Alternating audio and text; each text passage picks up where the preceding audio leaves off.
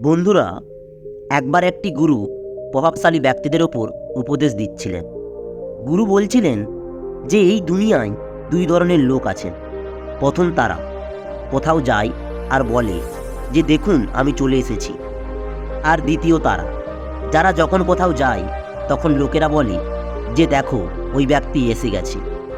আমাদের মধ্যে বেশিরভাগ লোকেরা দ্বিতীয় ধরনের লোকেদের মতন দেখতে চায়, কিন্তু কী কারণে আমাদের মধ্যে থাকা বেশিরভাগ লোকেরা সারা জীবনেও নিজের পরিচয় প্রতিষ্ঠা করতে পারি না, নিজেদের বিচার লোকেদের সামনে রাখতে পারি না, সারা জীবনে কাউকে প্রভাবিত করতে পারি না।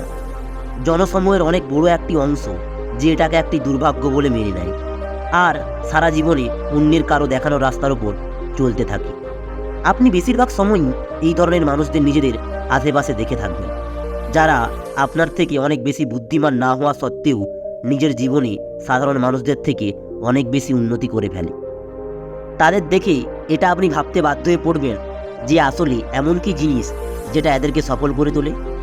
আর সবথেকে গুরুত্বপূর্ণ প্রশ্ন হলো, আপনি কি এই গুণটিও নিজের মধ্যে আনতে পারবেন? তাহলে আপনাকে জানিয়ে রাখি যে ওই সমস্ত সফল ব্যক্তিদের কাছ থেকে লোকেদের জিতে নেওয়ার কৌশল আছে। সফলতার শিখরে তারা এমনি এমনি পৌঁছে যায়নি, তারা সমস্ত জায়গায় তাদের কথার মাধ্যমে লোকেদের প্রভাবিত করেছে আর তাদের বিশ্বাসকে জিতেছে।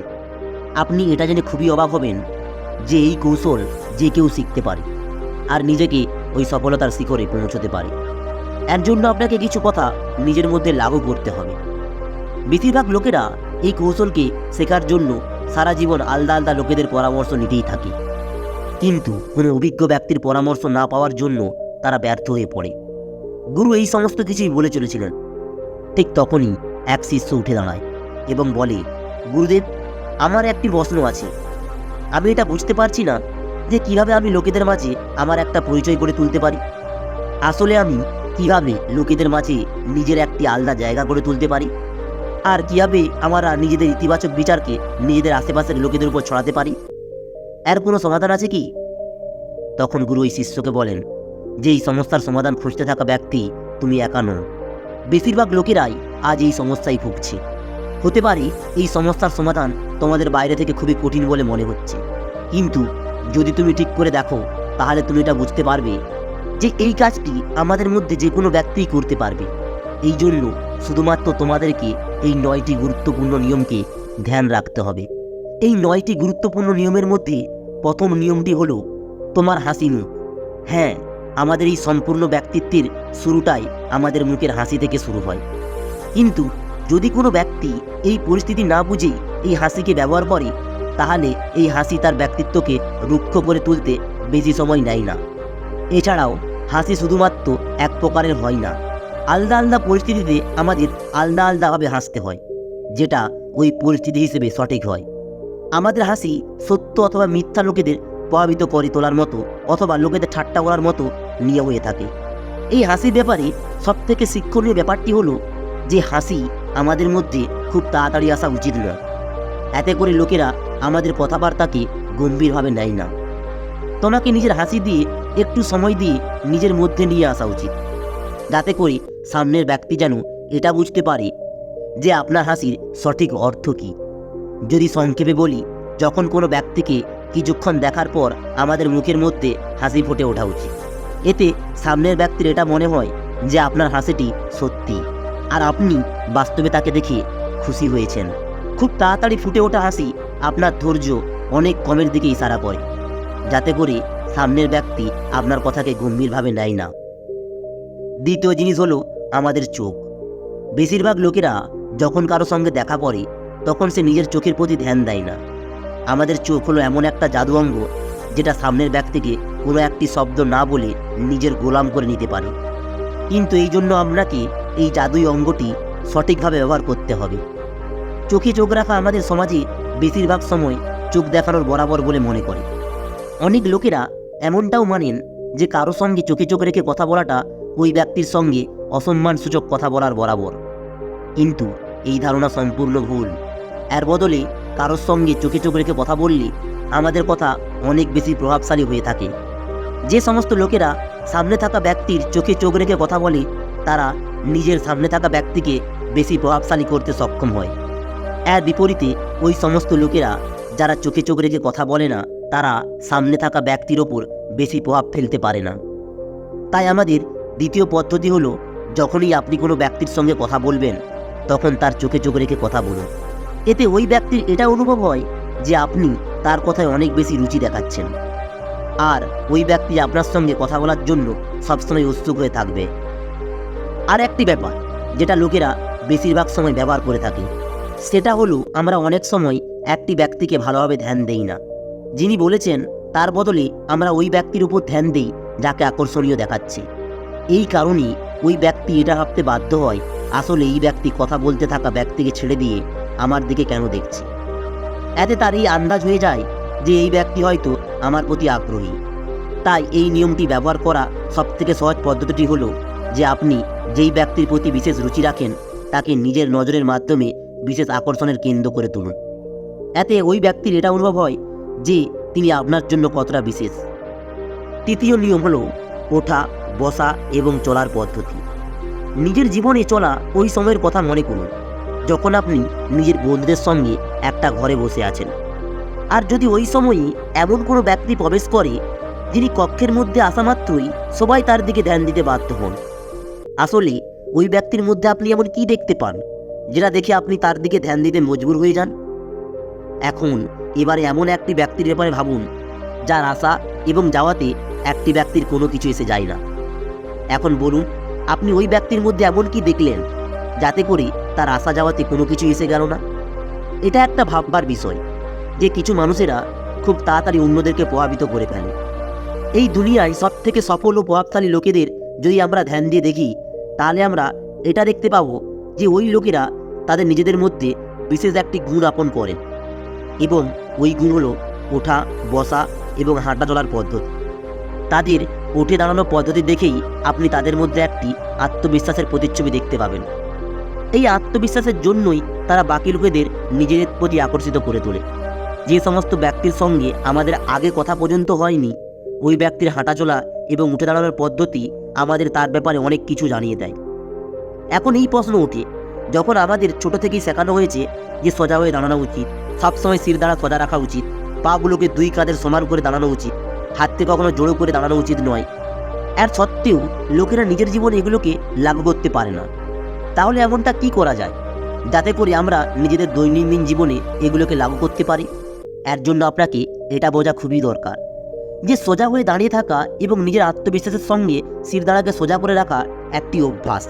এটা সবসময় ধ্যান রেখে করার মতন কোনো কাজ নয়। তাই কিছুদিন ক্রমাগত অভ্যাসের পর আপনি নিজের একটি অভ্যাস এর অংশ করে তুলে নিতে পারেন। চতুর্থ নিয়ম হলো তার অন্তরে শিশুসুলভ আচরণকে বুঝুন। আপনি কি কখনো এমন কোনো বাচ্চাকে দেখেছেন যে নিজের মা বাবার কাছে দৌড়ে যায় এবং গলা জড়িয়ে ধরে?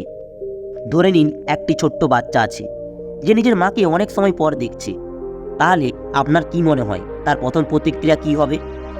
সে অবশ্যই তার নিজের মাকে দেখে অবশ্যই গলা জড়িয়ে ধরবে। ঠিক এইভাবেও আমাদের সবার অন্তরের মধ্যে এমন একটি বাচ্চা আছে যেটা ওই সমস্ত লোকেদের কাছে নিয়ে আসার চেষ্টা করে যারা আমাদেরকে সুরক্ষিত এবং খুশি অনুভব করায়। যদি আপনি বাস্তবে কোনো ব্যক্তিকে প্রভাবিত করতে চান, তাহলে এর জন্য সবথেকে ভালো কৌশল এটাই হবে, তাহলে তার অন্তরের শিশুসুলভ আচরণকে বোঝার চেষ্টা করুন, তাকে খুশি করুন। যদি তার অন্তরের বালক মন আপনার প্রতি খুশি হয়, তাহলে ওই ব্যক্তি নিশ্চিত আপনাকে স্বীকার করবে। আর এমনটা করার জন্য আপনি সবার প্রথমে এটা জানার চেষ্টা করুন যে ওই জিনিসটা কি যেটা তাকে ছোটবেলায় খুশি করে তুলত। পঞ্চম নিয়ম হলো তাকে একটি পুরনো বন্ধুর মতন অনুভব করান। একটি খুবই পুরনো কথা আছে, লোকেদের ততক্ষণ পর্যন্ত এতে কিছু যায় এসে যায় না যে আপনি তার ব্যাপারে কতটা জানেন, যতক্ষণ না আপনি তাকে এটা অনুভব করাতে পারছেন যে আপনি তার ব্যাপারে কতটা ধ্যান রাখেন। এই কথাটি সম্পূর্ণভাবে তখনই লাগু হয় যখন আমরা কোনো নতুন ব্যক্তির সাথে মিলিত হই। আমাদের শরীরের আচরণ এবং কথার মাধ্যমে এটা জানার চেষ্টা করে যে আমরা তাদের ব্যাপারে কী ভাবি। তাই নিজের ব্যক্তিত্বকে আরও বেশি প্রভাবশালী করে তোলার জন্য আপনাকে আরও একটি অভ্যাস নিজের মধ্যে বিকশিত করে তুলতে হবে। সেটা হলো আপনার শরীরের আচরণের মাধ্যমে যেন এটা মনে হয় যে আপনি সামনের ব্যক্তির অনেক খেয়াল রাখছেন। আমরা সবাই জানি যখন আমরা কোনো নতুন ব্যক্তির সাথে মিলিত হই তখন তাকে নিয়ে আমাদের মস্তিষ্কের মধ্যে নানা রকম বিচার চলতে থাকে। এই কারণেই আমরা সঠিকভাবে এটা বুঝতে পারি না যে আমাদের কোন ব্যবহার সামনের ব্যক্তির ভালো লাগবে আর কোনটা খারাপ। এই কারণেই যখন আমরা কোনো নতুন ব্যক্তির সাথে মিলিত হই তখন তাড়াহুড়া করা থেকে আমাদেরকে অবশ্যই বাঁচতে হবে, যাতে করে আমরা এমন কোনো কাজ করা থেকে বাঁচতে পারি যেটা সামনের ব্যক্তি পছন্দ করেন না। এর বিপরীতে কিছু মানুষ এমনও আছেন যারা খুব সহজ হয়ে থাকে, তারা আমাদের সব থেকে কাছের বন্ধু হয়ে থাকে।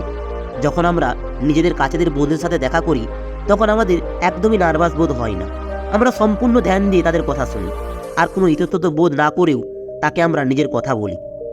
এছাড়াও আমাদের শরীর এবং মস্তিষ্ক সম্পূর্ণভাবেও তাদের সাথে থাকে। অর্থাৎ যখনই কোনো আপনি নতুন ব্যক্তির সাথে মিলিত হবেন তখন আপনি এটা মেনে চলবেন যে তিনি আপনার একটি পুরনো বন্ধু, ওই পুরনো বন্ধু যার সাথে আপনার অনেক বছর পর দেখা হচ্ছে।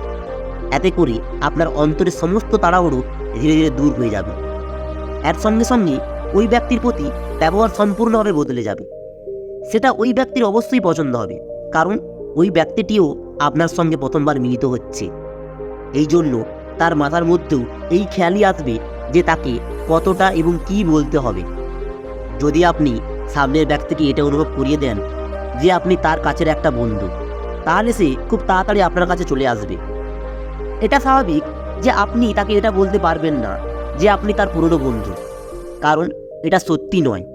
এটা তো শুধুমাত্র আপনার মস্তিষ্কে জানাতে হবে।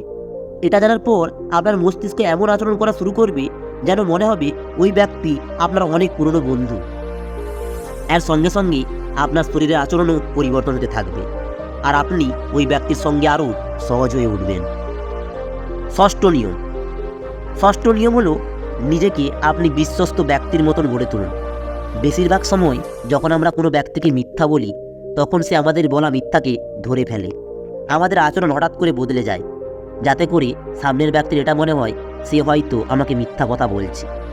যেখানে অনেক সময় এমনও হয় যে আপনি সত্য কথা বলছেন, কিন্তু আপনার আচরণ এমন হয় যে সামনের ব্যক্তির কথাটা মিথ্যা বলে মনে হয়। তাই আমাদের এটা বোঝা উচিত, যখনই আপনি কোনো ব্যক্তির সঙ্গে কথা বলবেন তখন দরকার ছাড়া আপনি নিজে থেকে আপনার শরীরের কোনো অংশকে ছুবেন না, বারবার নিজের চোখের পাতা ফেলবেন না, আর বারবার নিজের পাকে আর একটি পায়ের উপর রাখবেন না। এবার সপ্তম নিয়ম হলো সামনের ব্যক্তির হালচাল এবং বিচারকে পড়ার চেষ্টা করুন। কথাবার্তা বলার সময় আপনাকে সামনের ব্যক্তি এবং প্রতিক্রিয়ার উপরে ধ্যান দেওয়া দরকার। আপনাকে দেখতে হবে যে লোকেরা আপনার কথা শুনে কি হাসছে, তারা কি হ্যাঁতে হ্যাঁ দিচ্ছে, তারা কি স্বাভাবিকভাবে বসে আছে, নাকি তারা আপনার দিকে না দেখে অন্য কারোর দিকে দেখছে। অর্থাৎ যখনই আপনি কারোর সঙ্গে কথা বলছেন তখন আপনি সবসময় ওই ব্যক্তির উপর নজর রাখুন, যেই কথাটি আপনি তাকে বলছেন সেটা তাকে প্রভাবিত করছে কিনা। যদি আপনি খুবই ধ্যান দিয়ে দেখেন তাহলে আপনি সহজেই বুঝতে পারবেন যে আপনার কথা তার পছন্দ হচ্ছে কিনা। যদি আপনার এমনটা মনে হয় যে আপনার কথা তার পছন্দ হচ্ছে না, তাহলে ওই সময় অন্য কোনো কথা বলার উপর ভাবুন। এই বলে আপনি নিজেকে এমন কথা বলা থেকে বাঁচাতে পারবেন যেটা সামনের ব্যক্তিকে আপনার থেকে দূরে নিয়ে যেতে বাঁচাতে পারে। অষ্টম নিয়ম হলো নিজেকে মানসিকভাবে তৈরি করুন। যে কোনো বড় কাজ করার আগে আপনি অবশ্যই তার ব্যাপারে ভাবুন। প্রত্যেক দিন ওই কাজটি সম্পূর্ণ হওয়ার জন্য ভাবুন। অর্থাৎ যে কোনো কাজ করার আগে আপনার মস্তিষ্কে সেটাকে ভালোভাবে ভেবে নিন যে আপনি কীভাবে ওই কাজটি সম্পূর্ণ করবেন। ওই প্রক্রিয়াটিকে আপনি বারবার নিজের মস্তিষ্কে মনে করুন।